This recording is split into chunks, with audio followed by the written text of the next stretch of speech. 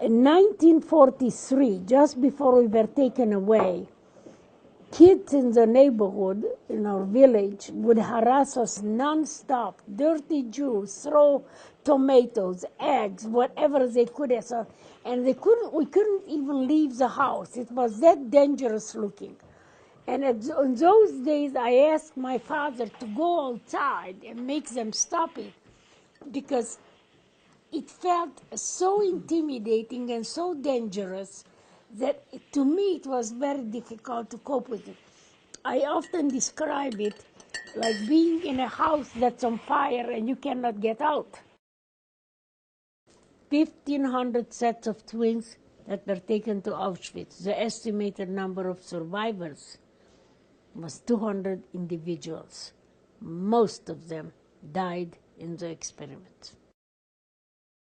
I was injected with a deadly germ, and I became very ill after one of those injections, and then taken to the hospital. Mengele stood by my bed. I had very high fever, arms, legs were swollen and painful, and I had huge red patches on my body. Mengele came in next morning and looked at my fever chart. He never examined me and said, laughing sarcastically, "Too bad, she's so young. She has only 2 weeks to live." I knew he was right, but I refused to die. So for the next 2 weeks, I was between life and death. And I remember crawling on the barrack floor, fading in and out of consciousness. I was crawling to reach a faucet with water at the other end of the barrack, because this barrack was not allocated any food, nor water, nor medicine. Now, after 2 weeks, my fever broke, and then I felt a lot stronger, and it took me another 3 weeks before I was released from the hospital and reunited with Miriam. Miriam was very sick, and she looked like the living dead I left in the barrack. Dying in Auschwitz was the easiest thing in the world. Surviving was a full-time job. And many people, I would say everybody in Auschwitz was sick at one time or another. Those who gave up the struggle to live one more day, because that's all you could focus in, one more day, were as good as dead. And what would happen? You would see them sitting, looking in space without any will to live. And that was very, very dangerous. And Miriam looked like that when I got back. And I asked her, "What happened to you?" She said, "I cannot talk about it. I will not talk about it." And we did not talk about Auschwitz until 1985. Eugenics. It really started in Indiana. In the government of Indiana in 1905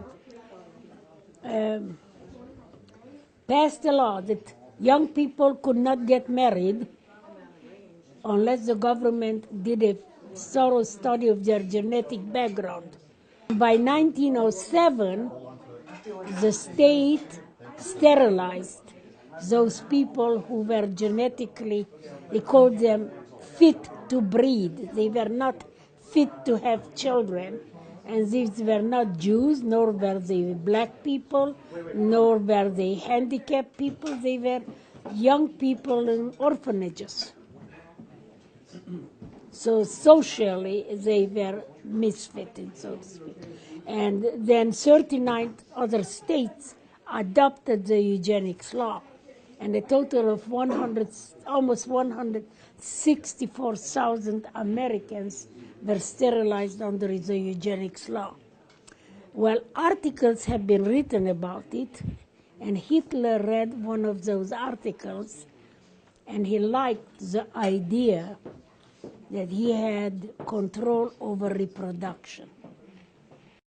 Under Hitler's genetic law, or eugenics law that he passed in 1933, it stated that Jews, Gypsies, physically and mentally handicapped, Jehovah's Witnesses, homosexuals, and anybody who opposed him was genetically inferior and had no right to live.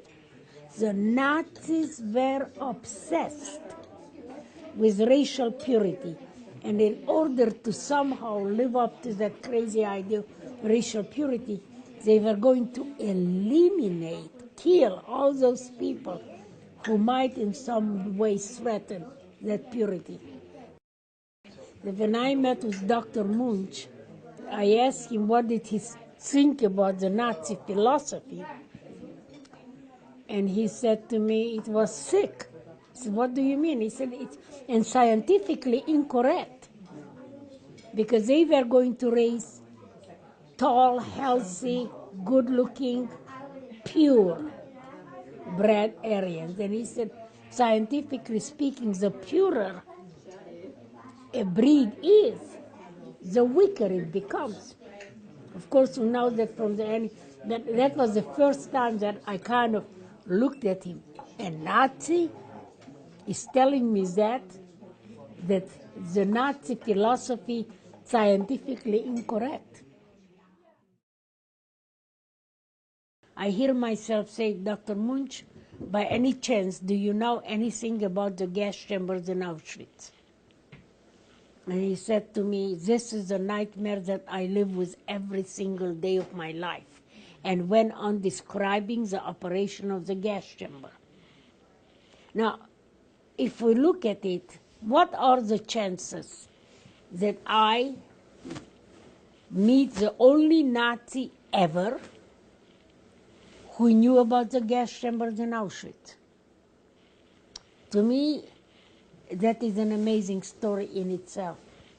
So he said people would be told before they entered the shower room to hang their clothes and remember the hanger number so they could retrieve it when they got out of the shower.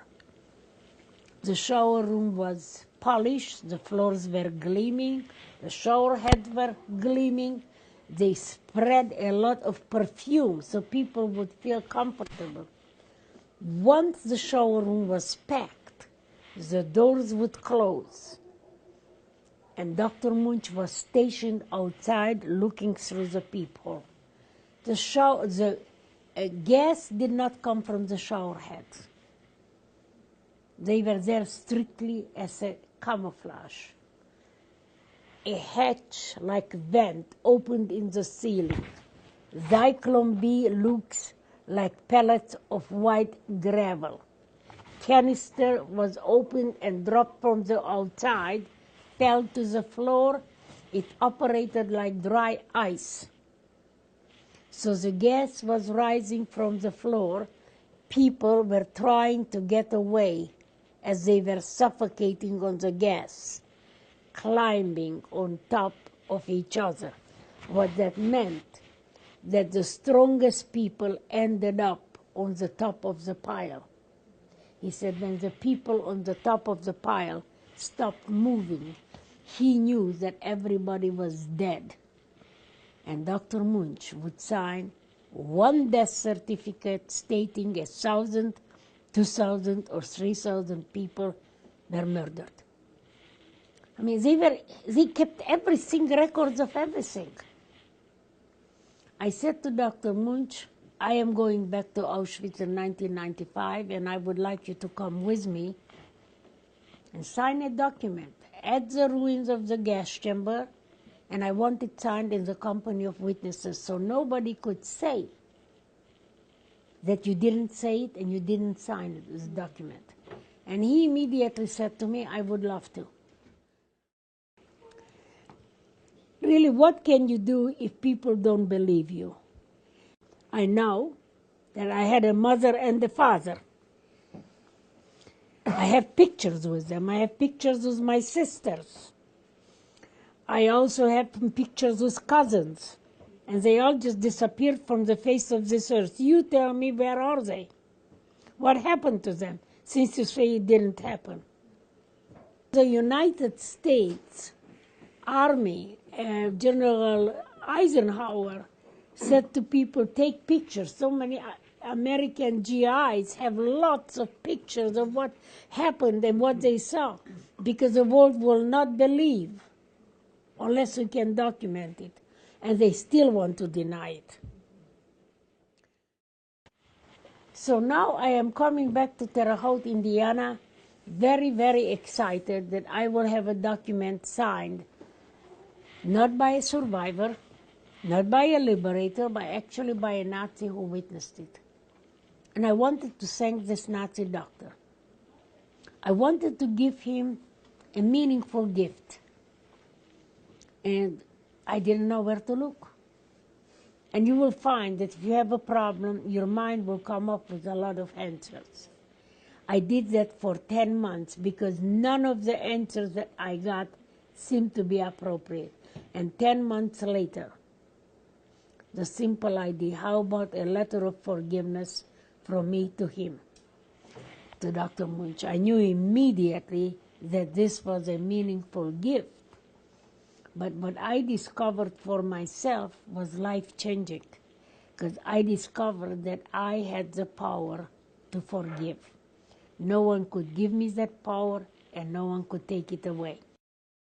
Now, I will tell you that in my humble opinion, forgiveness is the secret for world peace. What happens with victims, no victim ever wants to be a victim. I have never seen anybody volunteer to be a victim. So how does a person become a victim? When somebody takes away our power to use our minds or our bodies or both, by force, of course. Therefore, in my opinion, to liberate oneself from it is to forgive and take the only power one left to remove that burden. I call anger a seed for war. I don't think that there was ever a person on the face of this earth who was a very happy person who wanted to start a war.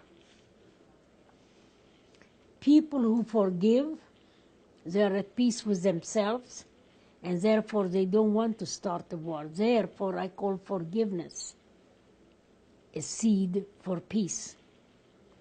The truth is that we can teach forgiveness. The biggest gift that we could give victims who have been liberated from any oppressive situation is to teach them how to heal themselves. We cannot heal them. Each person has to do it for herself or himself. But we can plant that little seed in their mind that maybe a year, 2, 3, 5, 10 years later. The Holocaust happened almost 70 years ago, and the majority of the survivors are still victims. Isn't that tragic?